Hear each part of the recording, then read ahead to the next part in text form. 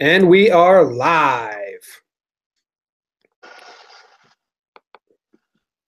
All right. Today is December 16th, and CC Sabathia remains a New York Yankee. Did anyone have doubts? Doubts slipped in for me. I think Jake had no doubts. A lot of people knew he was coming back. Well, he's back. He's officially back. Let's talk about CC coming back. Let's talk about our love for CC. Let's talk about what this means for the future of the offseason for Brian Cashman. Let's talk Yanks, babe. Talking baseball. Jimmy, Jomboy, the frog. No, I think I might use a new one now. Scooby-Doo? No one sent in songs. We have no musical listeners. Thanks, guys. Thanks, guys. Anyway, hey, my name is Jomboy. I'm sitting here in California. I got my co-host Jake in Denver. We are two transplanted Yankee fans, originally from the East Coast, New Jersey, Connecticut areas. Still follow along. Still love talking Yanks. And now we're talking to you guys. And this is the news. Carson Charles, the Captain Crunch King, back in Pinstripes. CC. CC. CC Thoughts? Sabathia. We love CC. Yeah. He was huge for us last year. The statistics after losses were insane. We've repeated them on the show many times, including playoffs. Was it 10-0, something like that? I think it got up to 10-0 coming off a loss. CC would get the win. They call that a stopper if you're new to the game. Stopper. Yeah, man, and he's just a giant human with a big smile and a big laugh, and intense as all hell when he's in the moment. So yeah, we're excited, and I mean it's pending health issues, which he's at this point in the career he had the bulky knee thing. That'll be something to watch. But I mean CC's going to give you 160 innings, around a 4 ERA. If you get some good bounces, it'll be 3s. If you get some bad bounces, it'll be mid to low 4s. But CC's going to be great, especially with the offense behind him.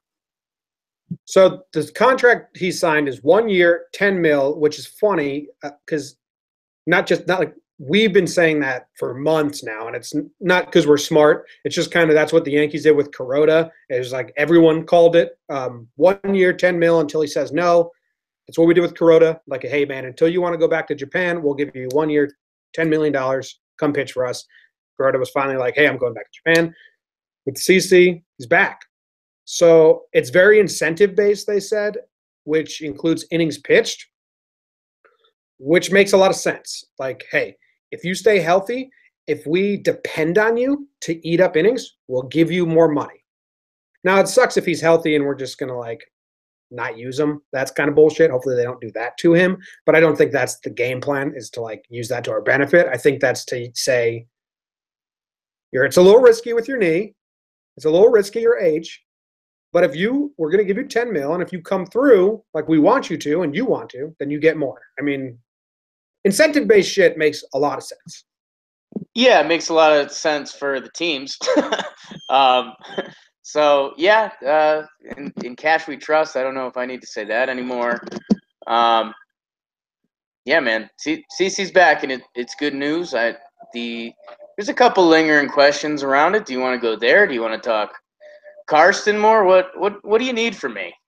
All right, let's talk Carson more. I want to walk through CC's tenure as a Yankee. I think there might be some young fans listening who maybe don't know why CC is so endeared to a lot of fans' hearts, or I think there are fans like our good friend Connor Tidgewell listening. It's his government name, maybe Tidge, who loves CC and would just love to hear his story again. CC came over in 2009, big free agent, him and Teixeira, Swisher too, Burnett, big free agent class, and CC came over as our ace. I think we paid him $125 million over how till now, 10 years, 8 years, whatever the hell it was. Anyway, 2009, he comes over, he takes over the staff, and we win the World Series. He meets Andy Pettitte, who goes on to they become good friends. They're really good friends. In CC's first 4 years with the Yankees, he was an ace. He was by definition ace. 2009, 3.37 ERA. 2010, 3.18, 2011, 3.00, 2012, 3.38. So sub 3.5 for 4 years in a row, not missing many starts. 28 starts was his fewest. 1 year he had 21 wins. Dude was good, and he had a fastball, and he was striking out a ton of people, and he was really fun to watch. I think I saw a game against the Brewers one summer at home in July, and he struck out, I want to say 18. That sounds crazy. Maybe, I don't know. But 18's high. I don't know. 18's high. I mean, it was a lot. It was a lot. I'll look it up. But, okay, so then what happens with CC after those 4 years? Age. 2013 comes, and like that, like Peyton Manning and his throw, CC just loses his fastball. I think he lost like 4 miles per hour. And couldn't pitch. Like, he did not know how to pitch without relying on his fastball. He didn't have his backdoor cutter. He didn't have his spots. He didn't know how to set batters up.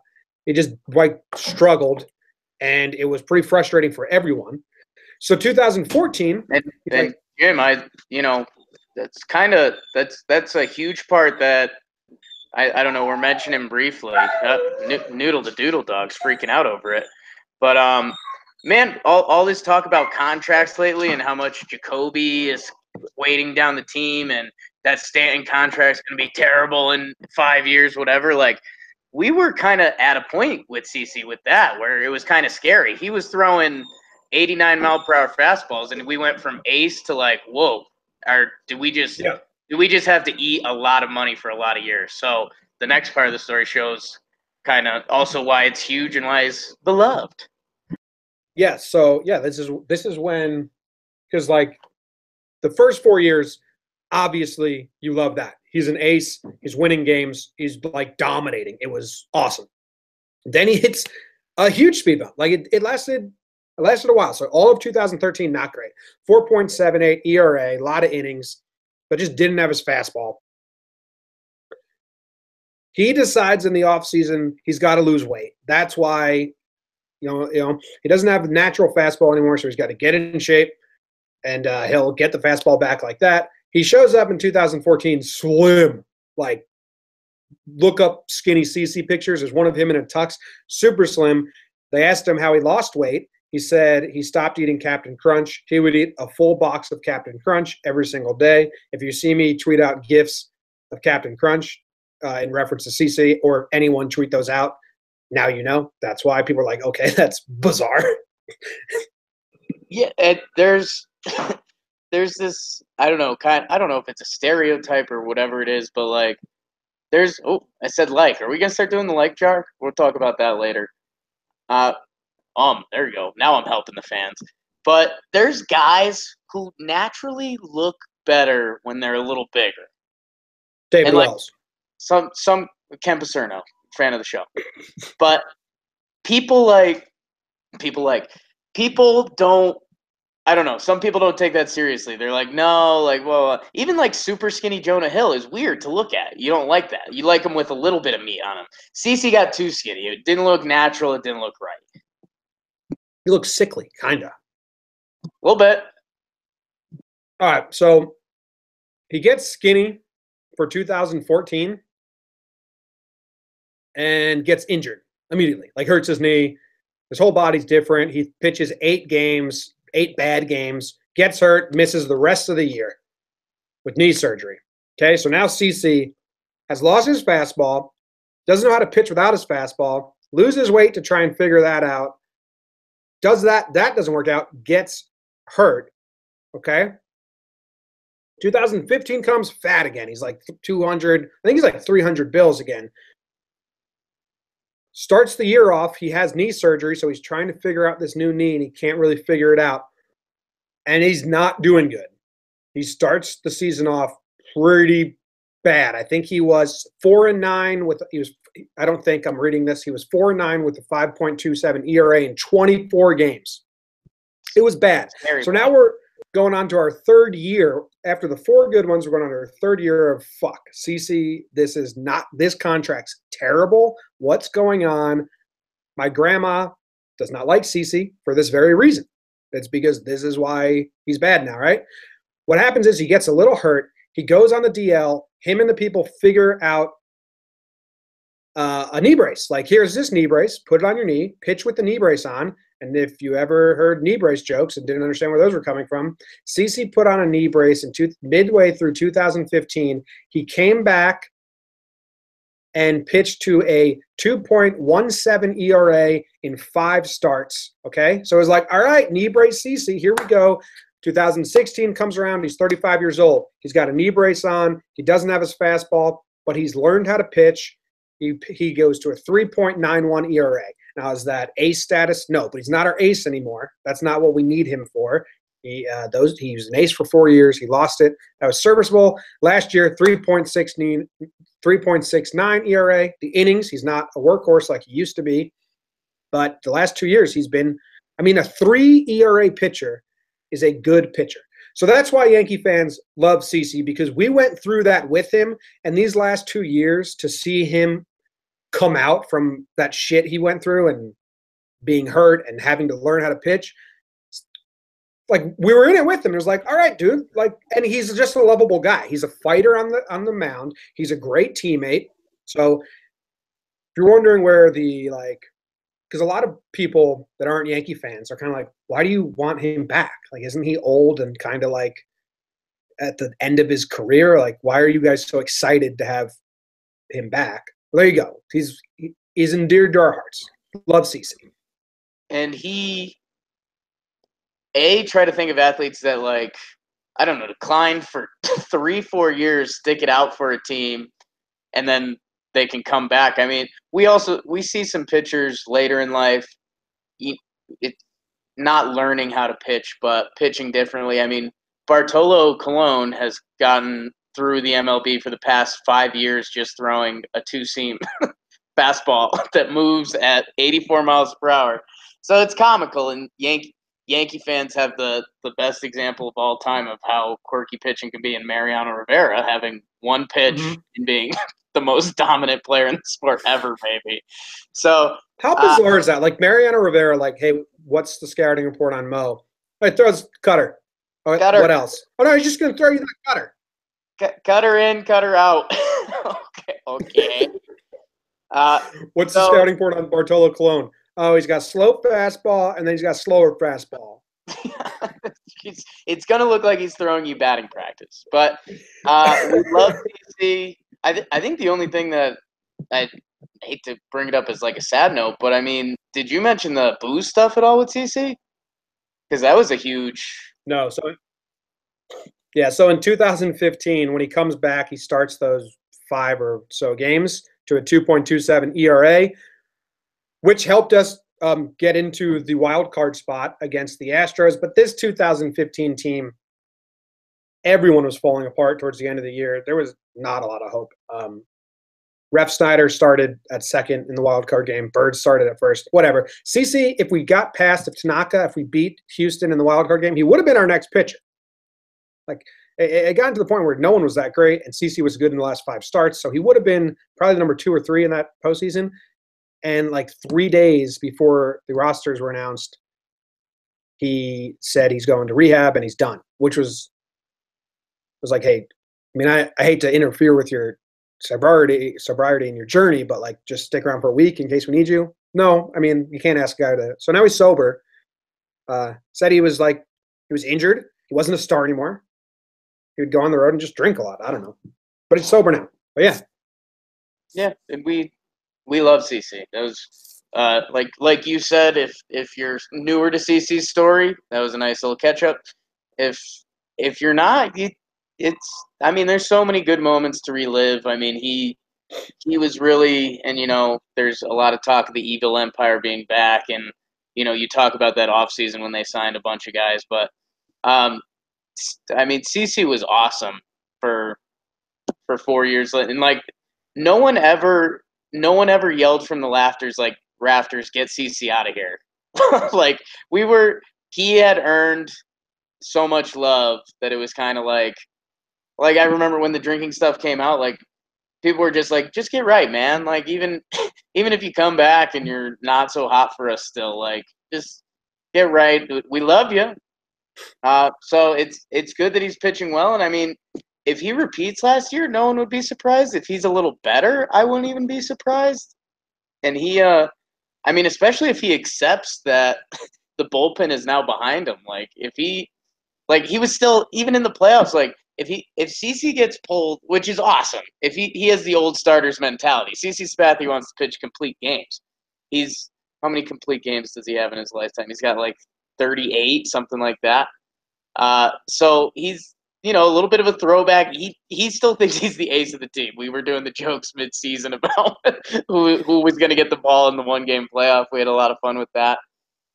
He's a guy that if he locked into hey, CC, if you give us 5 innings, 1 earned, like if you go all out for 5 innings or if you go 6 innings, 2, and like you empty the gas tank, that is perfect.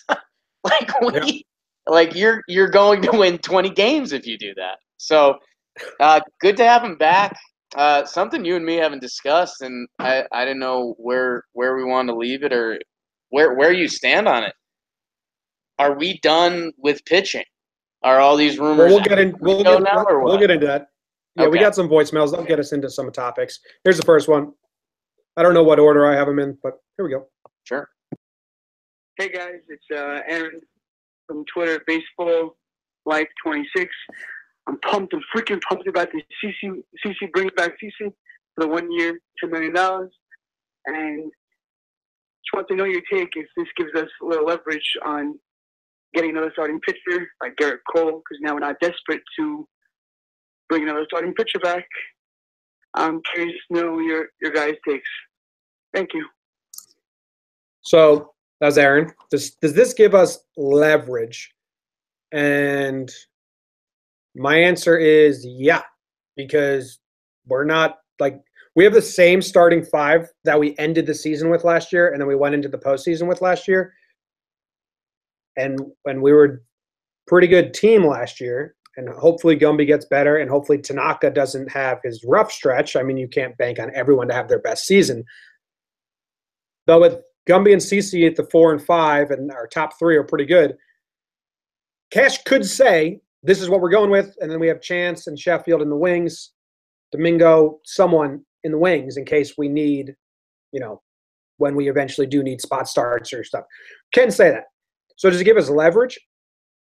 I think yeah, but I don't think we're done. Like Cash can easily go to the Pirates. Like, you know what? We don't really need it. Never mind. That's not worth losing these prospects because we don't really need it. And hoping they say, okay, well. But we'll take less. You know what I mean? Yeah, it's exactly what you said at the end there. Like, when Cashman moves on a deal, we know it. I mean, media and anyone can get their hands on it at this point. Clearly Machado, I shouldn't say clearly Machado's not going to work out, but it doesn't make sense. The pitchers is still interesting because I think if you can still get a Garrett Cole or Fulmer, guys with years and really good stuff, really good numbers, you still kind of make the move. And I know you don't love it because at the end of the day, it turns into a 5.5-man rotation, and I think Gumby's the odd man out. I think Cashman's still definitely eyeing it. If they have to go to war with this crew, it is what it is for now. But I don't know, an injury or something. I mean, I don't know. I would love. I'm still in on Garrett Cole for whatever reason. I just think his price tag isn't going to be extraordinary where I think Fulmer's is, and I think we talked about last year. We didn't have a long guy. You have Gumby do some spot starts and some long guy stuff. When someone gets hurt, he's back in the rotation. I mean, odds are he would still get 20 or so starts. I mean, the 5 guys never last the full year as the rotation. So that's where I'm at. I know it kind of sucks for Gumby. Okay. What was he, best pitcher in the AL last year, or best rookie pitcher? Excuse me. Mm-hmm. Yeah, it does suck for Gumby, but I completely agree with you. Yeah. Fulmer's price tag's too high. Like we're not desperate enough to go. Like, okay, so I see Clint as excess right now. Like, try and trade Clint while he's hot, and teams want him. But I don't think Clint's getting the job done for Fulmer. So fuck it. Like, we don't really like Fulmer. I don't want to give an A package away.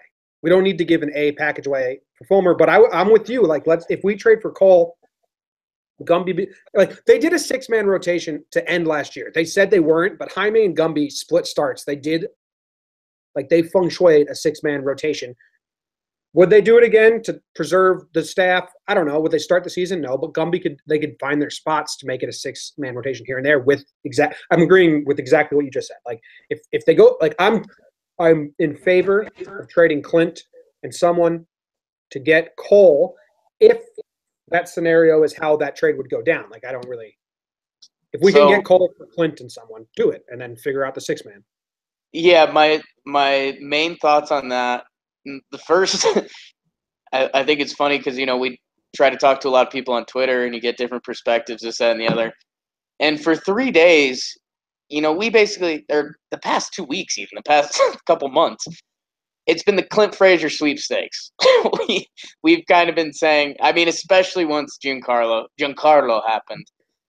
But, I mean, Clint Frazier's still a big-time baseball prospect. And I think it got to the point where we dream up a little bit, but Clint has to be a piece that's getting offered for Cole, Corbin, Fulmer, whatever trade talks.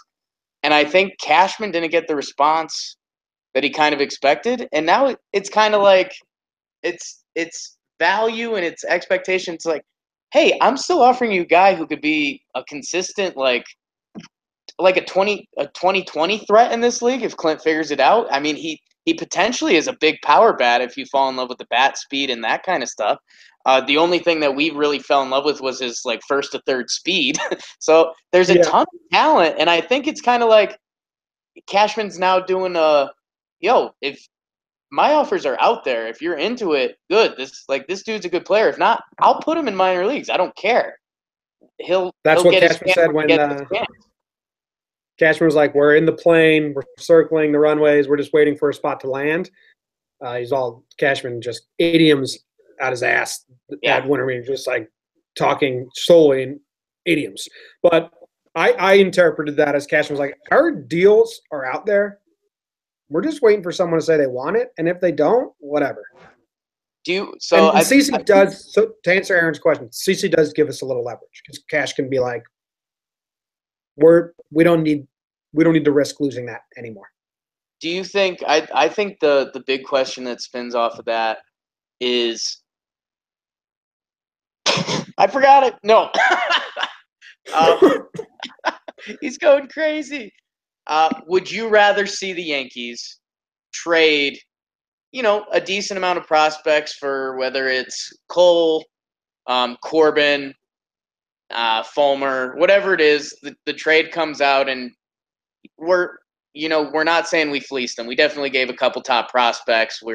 It is what it is to get those people back.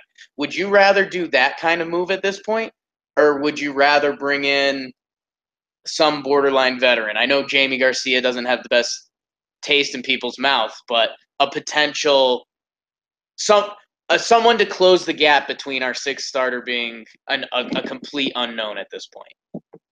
I think it goes trade for one, rock with one of these prospects, see what they got, spend money on one.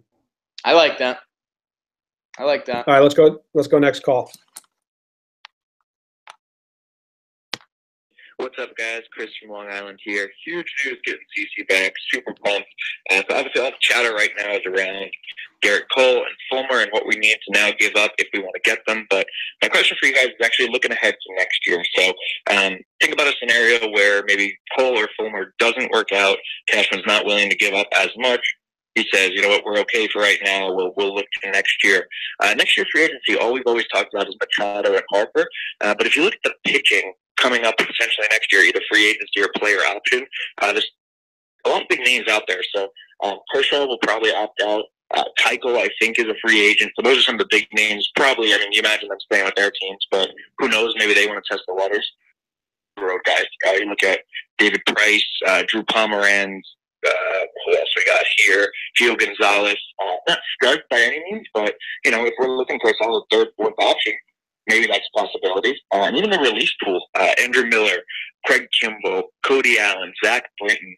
I know we have a couple of our guys coming up, Robertson, Warren, things like that. So just interested to see what you guys think about the future of pitching if it's not a starter this offseason. Thanks, guys. Go Yanks. All right. So his point was next year's pool is better. Like everyone knows this free agent class isn't that great. So if, like we just said, Cashman's like, you know what, we don't need Cole that much. We're not going to give up those prospects. Does next year's free agent class give us even more leverage? Because, like, we'll just rock what we have now and wait out for some of those guys. Yeah. I mean, I didn't love any of the names he was throwing out. Yeah, I think I'm Keuchel and Kershaw, obviously. Yeah, I was getting ready. I was getting ready for the Jimmy. Can we do this year before next year? I appreciate everyone that called and I'll try not to rip callers, but you're right. That was my initial inside my head reaction. But like, you did address it, how it does affect our status right now. So that was good. I will say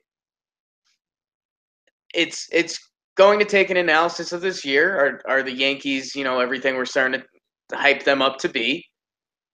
I would also say, I mean, exactly what you said. When you say a name like Kershaw or Keuchel, I mean, if it comes down to a couple $1 million here or there or wherever, I mean, I think we would 100 times pick those guys over going out to get Machado, right?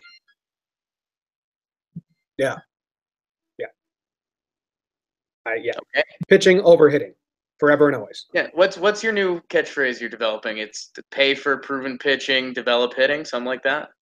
Well, I'm not making that up. That's just like that's just like baseball strategy since the beginning of time. I was tweeting with someone, and to let you guys know, it is develop hitting, develop bats, trade and pay for pitching. And if you look back to the Cubs, to the Phillies in 2008, to the White Sox in 2005, to Boston, I don't know, any team. I looked it up. I was like trying to go through the Royals. They all have maybe one homegrown starting pitcher, a bunch of homegrown bats, and then proven pitching that they acquired or traded for. That's the formula. Like, that is how baseball works.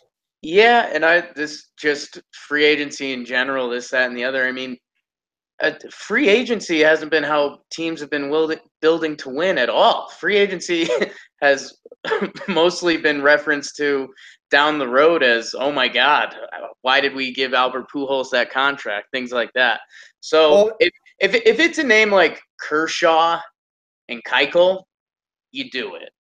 But what are we going to pay Gio Gonzalez? Free agency is no longer the ice cream. It's now the sprinkles on top. Like Houston, they built their team through their core, and then they went out and got McCann and Beltran and some veterans just to sprinkle on top and help the ice cream really get its flavor. The Yankees, we're going to do that now. Giancarlo, maybe it's ice cream on top of ice cream. But, I mean, and like the Red Sox, they had a lot of guys come up, and then they went out and got like personalities with they had like, you know what I'm trying to say. Yeah. Johnny Gomes and Napoli, like they got pieces. Like free agency isn't – the Yankees used to try to do that. Like, okay, so maybe 2009 Yankees, like when we got Burnett, Sabathia, Swisher, Teixeira, we had – like those weren't sprinkles. Those were big players. But free agency isn't – I don't know how to bring this point home, but I feel like it's there. Yeah, you had it. I mean, I think still getting a good free agent if it's a glaring hole for your team is a big thing, but it's not how you build your team anymore. Yeah, you're more likely than not to find yourself in a tight spot. Like if we give one of those monster contracts to a Machado or Kershaw or whoever it may be, when Talkin Yanks 5 years from now, the people are going to be calling in and say, hey, how do we unload this Kershaw contract? So I don't know. I would much rather we kind of nip it now than, I don't know. have that on the board, I guess. All right, next call. Hey guys, it's Dylan. At Weekend I'm on Twitter and your follow. You don't think the CC signing is fantastic. He was the Rock rotation last year. Sebby was all right. Fantastic down the stretch. But CC was consistent the whole year. It was awesome. He gives it a veteran presence. I think he brings it back this year, and hopefully we get the title. Go Yanks. Not the easiest on the ears, but CC's a rock in the lineup. He was good last year. Hopefully he helps again. I agree, Dylan. Thanks for the call. I agree. Let's go next. Hey, Talkin Yanks, Jay here.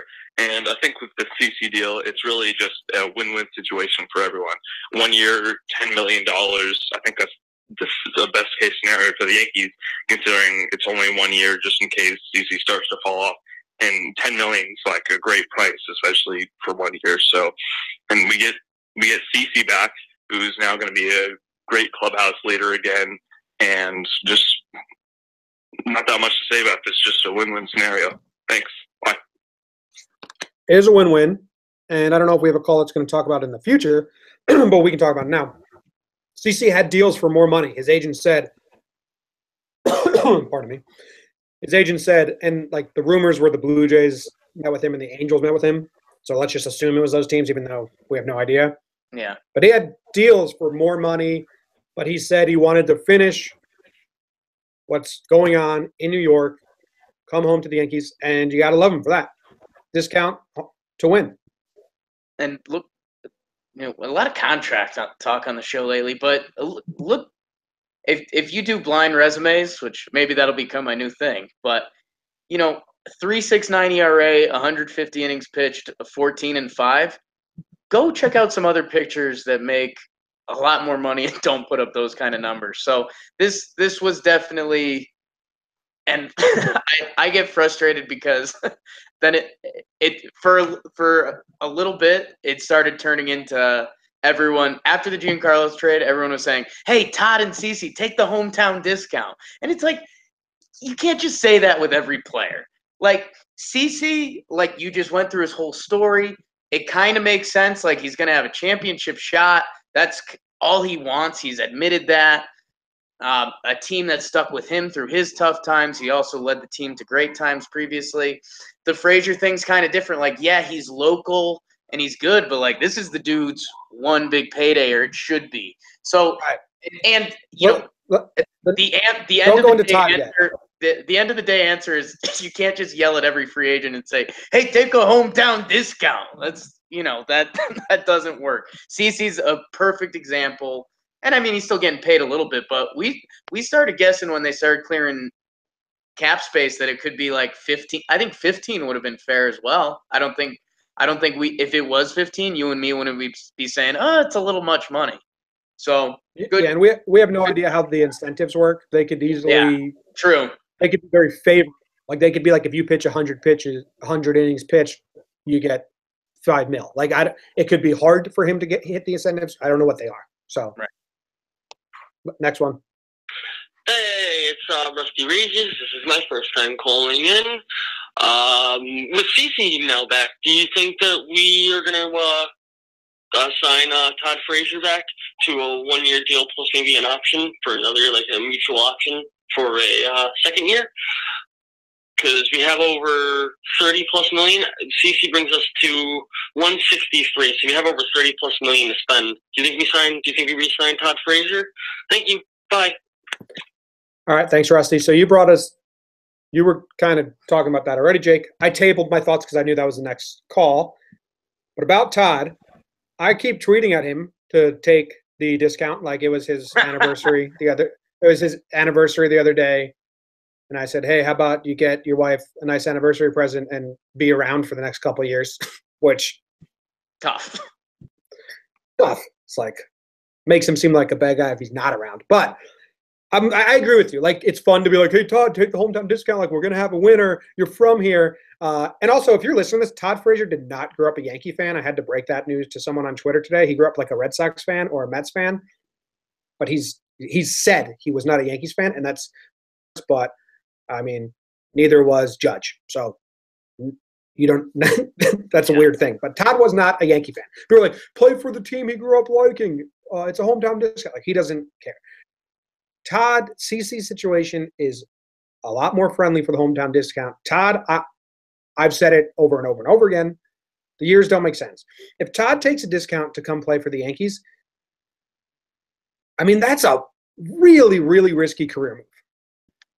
I think I guess discount is now the word that's holding me up a little bit, because 1 year you just have to throw out the window. Todd Frazier is getting at least 2 year, if not 3 year offers from people. I don't think he would be allowed to sign a 1 year deal.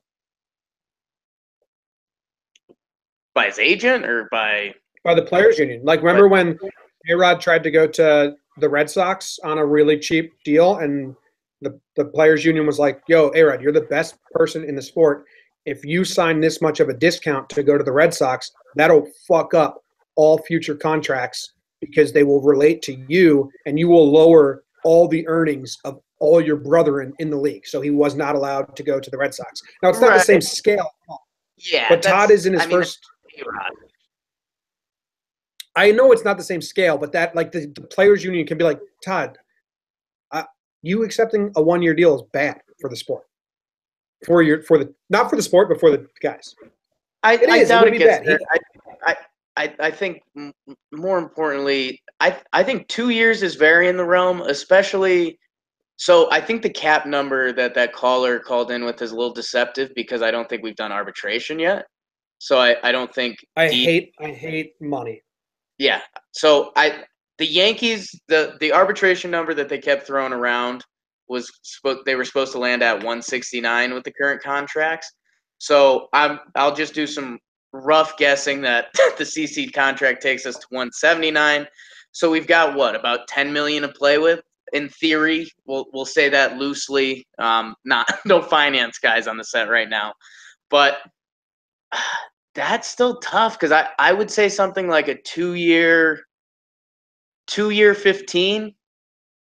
I could see something like that. Like the overpay. We've compared it. I compared it to the NBA previously, because they pay guys more to keep them shorter, and I think that's starting to show in baseball with that Carlos Santana contract. Carlos Santana got 3 years, 60 mil. So he's $20 million a year for a player. You better be, that's $20 million has been ever since A-Rod got that big number, 20 mil threshold has been the big number in MLB.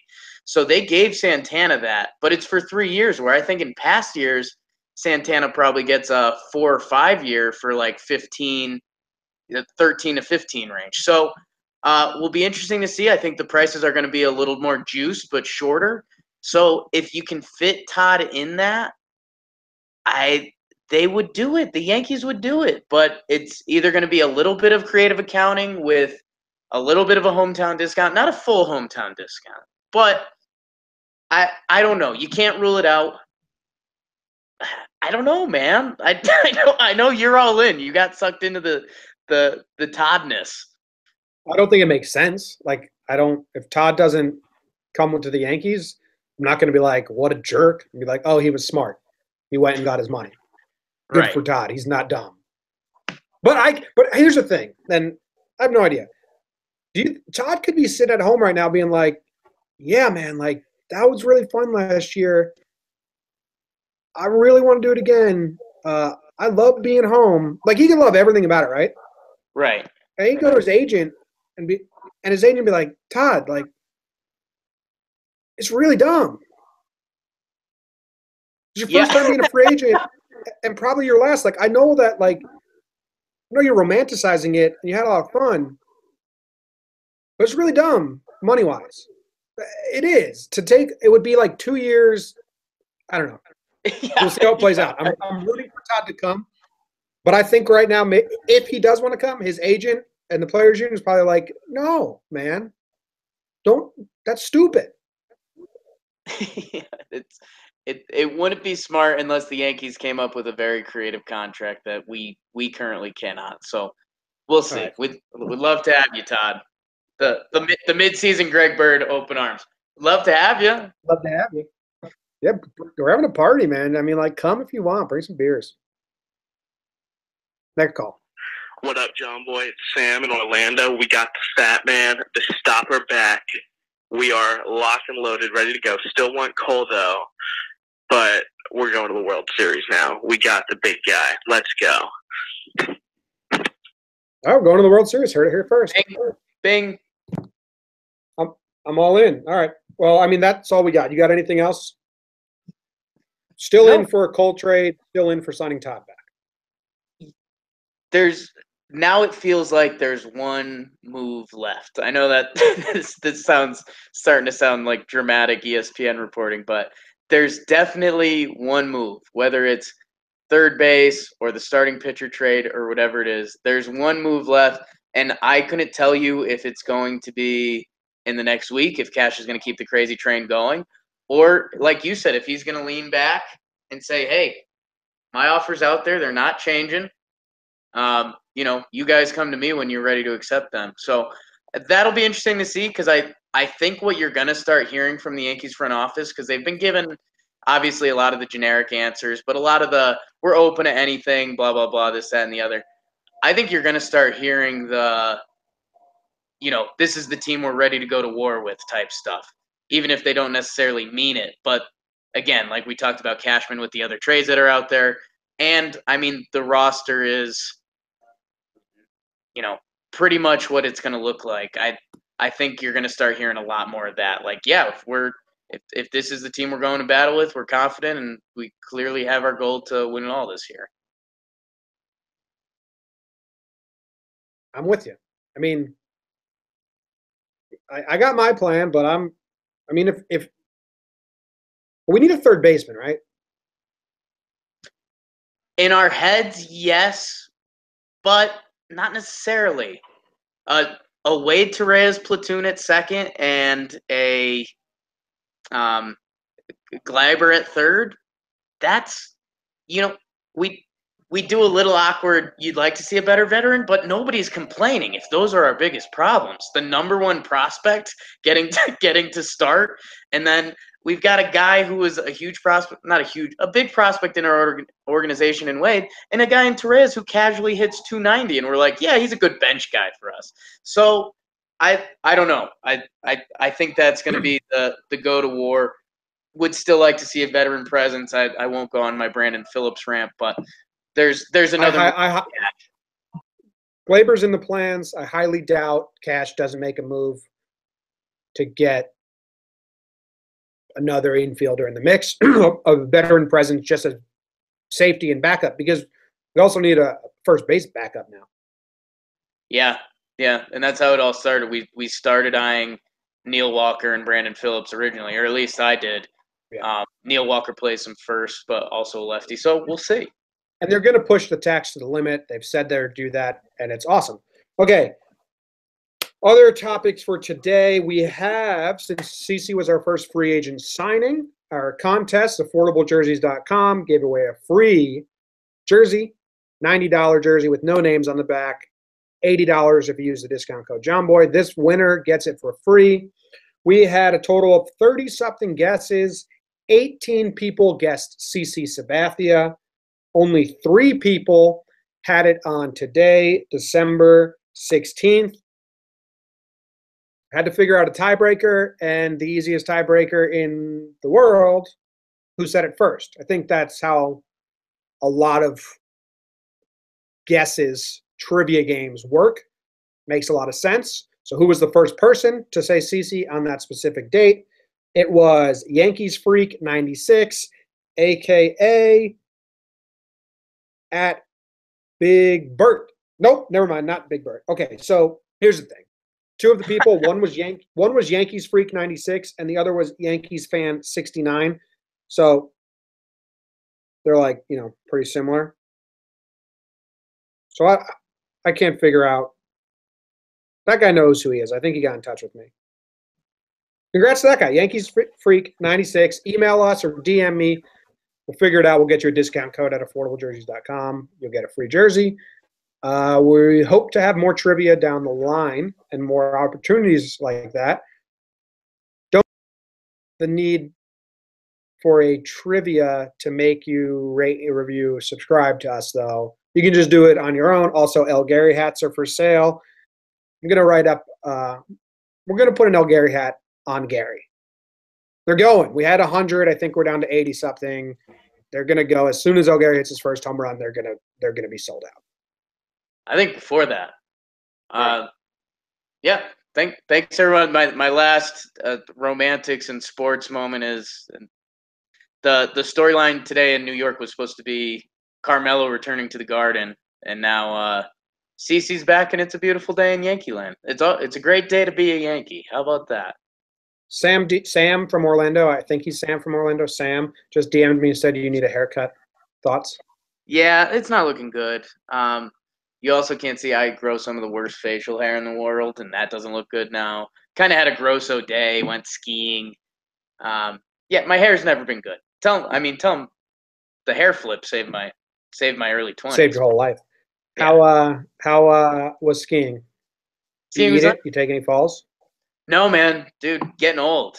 So, talking Yanks, talking getting old. There's like fear on the mountain now. Like if I get out of control, I like bring it in.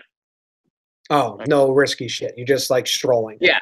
There's never like the 50-50 moment, like skis start shaking a little bit, going fast, like where as a youth I'd be like, all right, let's really hit it. Now it's like, oh, what if I fall? So a little bit into getting old and pathetic from Jake. Sometimes I take a corner like a bit too sharp or fast in my car, and I just like get so mad at myself. Like, it's not worth it. Nothing's worth it. Just drive really slow and boring. Like, getting old. I don't want like adrenaline needs to get the hell out of my life, except when I'm sitting on a couch watching Yankees games. That is the only time I need like influx of nervousness or anxious, or you know what I'm saying. Yeah. And sports. We like sports. I like sports, yeah. Okay, that's about it. There's going to be more updates. Also, just a quick thank you to everyone this month. It's just been the updates, the fun, listeners-wise, downloads. It's been up. Everything's up. We are fully dedicating ourselves to the podcast, and we appreciate keep sharing. Keep sharing, keep listening. We love you guys. Coworker, family member mentions Giancarlo or something like that. Be like, you should listen to these fools talk Yanks. Yeah, and I got the website now, talkinyanks.com. What's that podcast you guys listen to about the Yankee stuff? Oh, it's Talkin Yanks. Oh, okay, yeah. Hey, what do they talk about on this podcast? Oh, Yanks. Yanks. Looks like Yanks. So yeah, it's the most self-explanatory name. When I had to write the description for like the podcast, you even said like for like the Twitter and the podcast, we're like, all right, what's our description? It's like, I don't know, man. The name pretty much gets it across. Like, we're talking Yanks. Yeah. And maybe we'll do an episode on the Civil War or something like that. You get just to test people. Just to test people. All right. Thanks, guys. You're awesome. Thanks for listening. Rate, subscribe, share, whatever. There's an order. You rate, review, subscribe. Come on, whatever. Do whatever you want. Go enjoy your weekend. The big man is back on the mound. Shit talking, backdoor slider, CC Sabathia. Good day in Yankee land. Let's keep going. Got any last words, Jake? Tell him Jimmy's grandma. All right. That's the end of the podcast. Everyone watching live on YouTube, thanks. Appreciate you.